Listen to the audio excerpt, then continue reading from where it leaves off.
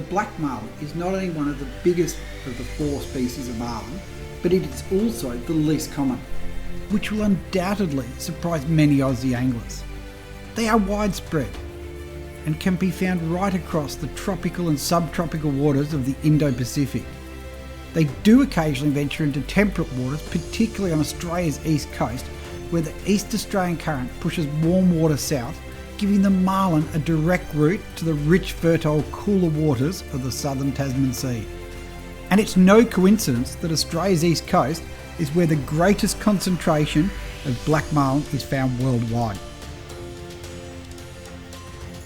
While not officially present in the Atlantic Ocean, underwater footage that was later identified as a black marlin was filmed off Ascension Island several years ago.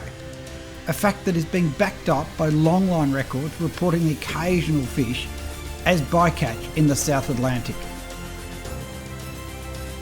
First identified by French naturalist Georges Cuvier in 1832, black marlin are easily identifiable from other billfish by their rigid pectoral fins. All other marlin can fold their pectoral fins in against their bodies, whilst the black marlin are not only rigid but also quite sickle-like in shape. The first marlin ever caught in Australia, in fact the first ever caught on rod and reel possibly in the world, was ironically a black marlin. Caught by Dr. Mark Lidwell off Port Stephens in 1913, it was given to the Australian Museum for identification, and to this day still sits there, probably right beside the giant squid beak I donated as well. Mind you, if you look up black marlin on the Australian Museum website, there's a photo of a striped marlin. Favouring water around 24 degrees, they are a true oceanic nomad, and tagging results show they really can travel. One small 40 kilo black marlin released off Port Macquarie on the New South Wales north coast was recaptured off Rabaul in Papua New Guinea, some 3,000 kilometres away. Now this fish did it in 178 days, which means it was travelling 17 kilometres every single day. This is just one of more than 72,000 black marlin that have been tagged under the New South Wales Gamefish Tagging Program, which is the largest program of its kind in the world. And you know what? It's fully funded by New South Wales fishing licence money, so anglers pay for it. To date, around 600 have been recaptured, and they've turned up everywhere across the Pacific and in the Indian Ocean. A 70 kilo fish tagged off Port Stephens in New South Wales was recaptured 437 days later by a purseine vessel northeast of American Samoa. That's some 2,600 miles away, and it had grown to 110 kilos on recapture. But I'm guessing that fish was not released and ended up as canned tuna. Cosmopolitan diet, black marlin will eat anything from tuna to squid to yakkers, and from my observation they seem to eat a lot more ground fish than other billfish, which could well be associated with their coastal preference.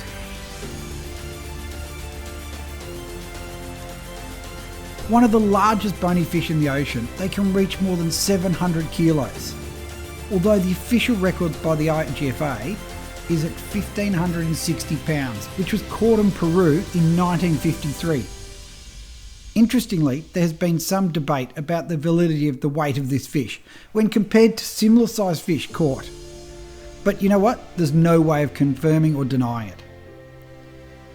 More than 500 black marlin over 1,000 pounds have been caught, and nearly all have been caught off Cairns, Australia in recent years. It's only the females that reach such weights. The males are tiny by comparison and barely reach more than a couple of hundred kilos. Some research suggests that the males reach maturity in a couple of years, whilst the females may well be twice that age before they reach maturity. But as I keep saying, we need more research. Forward, left,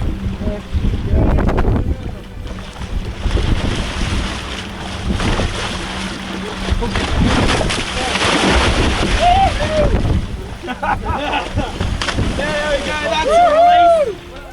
While spawning is possible across the Indo-Pacific, you know, the only known spawning ground is off Australia's Great Barrier Reef, particularly north of Cairns on the Ribbon Reefs.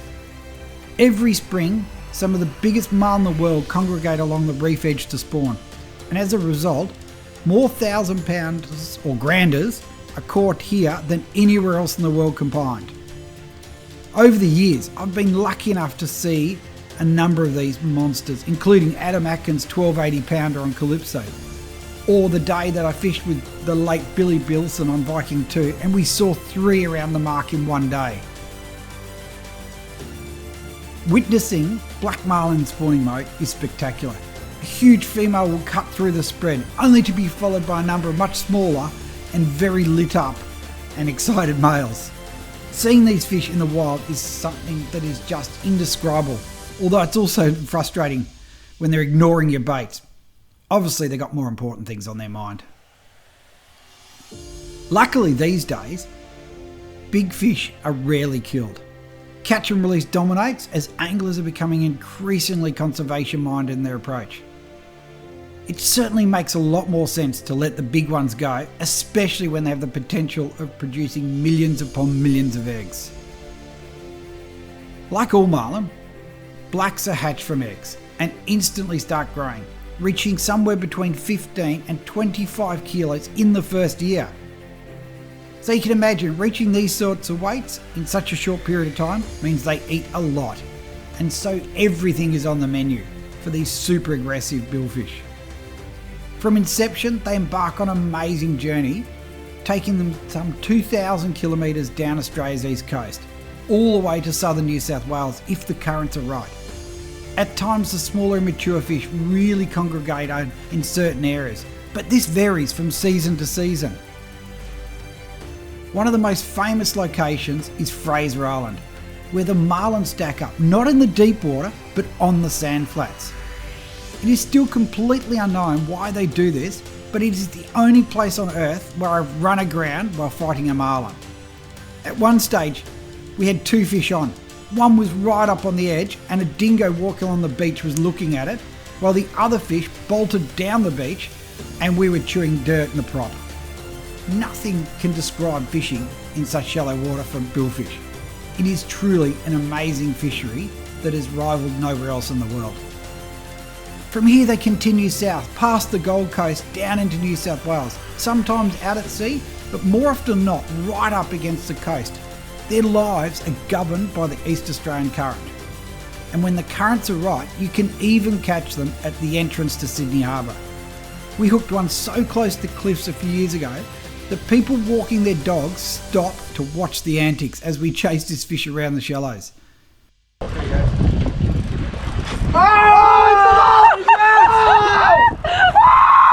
That's a good one as well! With his love of land, it's no surprise that black marlin can actually be targeted off the rocks, and the best spot in the world has to be the tubes inside Jervis Bay. When it comes to fishing, black marlin have been caught on lures, liveys and even fly, but if there is one choice, it has to be natural bait. Live baiting is the most commonly employed technique. Drifting or slow trawling live baits around the bait schools or over structure is the best approach, and the best bait is nearly always slimy mackerel. Black marlin loves slimy mackerel. If the bait is a bit scarce, then skip baiting works, allowing you to cover more ground effectively. And if you can't get skip baits, trolling smaller lures with finer gauge hooks is the next best option.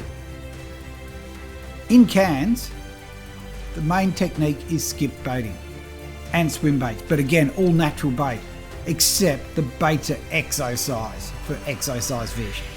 When it comes to hooks, there is only one choice, and that is the non-offset circle. For cans, it's a big 20-0, and for down south, the smaller ones, it can range from a 7-0 to a 10-0, depending on the size of fish you're chasing.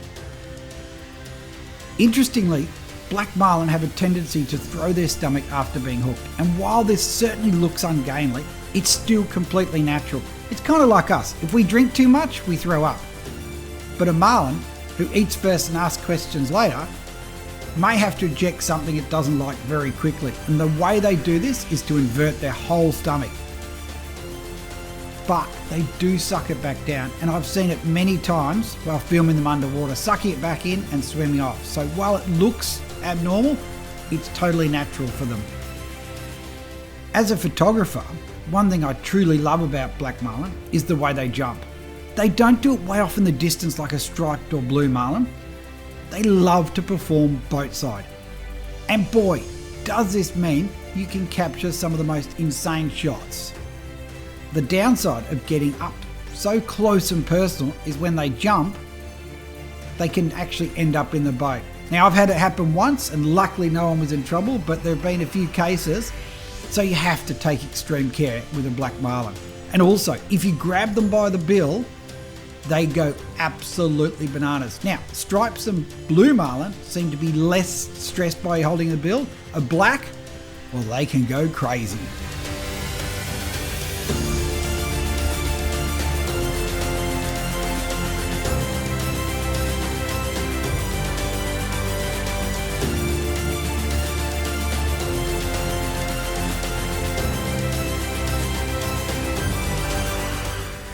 So there you have it, 10 facts you didn't know about black marlin. They are a truly amazing species, and for us Aussies, we are lucky to have the best fishery, and it's literally swimming right on our doorstep. But you've got to remember, you've got to look after these fish because they're just too good to catch once.